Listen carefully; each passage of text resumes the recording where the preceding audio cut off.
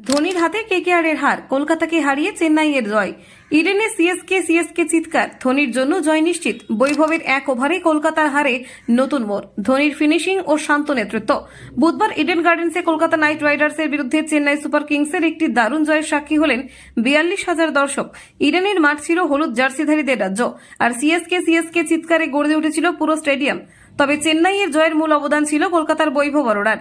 বৈভব এক ওভারে 30 রান দিয়ে ম্যাচের ফল পাল্টে দেন। 180 রানের লক্ষ্যে খেলতে নেমে কলকাতা যখন 5 উইকেট হারিয়ে ধুঁকছিল, তখন বৈভবের 11তম ওভারে চেন্নাই ফিরে আসে। ডুয়াইল্ড ব্রেভিস 3টি ছক্কা ও 3টি চার মারেন, যা চেন্নাইকে জয়ের পথে নিয়ে যায়। ব্রেভিস নিজেই বলেন, এটা ঈশ্বরের কৃপা, এই মুহূর্তে আইপিএল খেলছি যা ভাবতে পারিনি। অন্যদিকে ধোনি তার পুরনো ফিনিশারের ভূমিকা পালন করে ম্যাচটি জিতিয়ে দেন। শিবম দুবে যখন বড় শট খেলছিলেন, ধোনি তাকে স্ট্রাইক দিয়ে ম্যাচে ছন্দে ফিরে আসেন। শিবম আউট হওয়ার পর নিজের স্ট্রাইক নিয়ে জয় নিশ্চিত করেন। এবছর চেন্নাই আইপিএলে ছন্দে না থাকলেও এই ম্যাচটি তাদের জন্য গুরুত্বপূর্ণ জয়। আপনারা দেখছেন গ্রামীণ বাংলা নিউজ।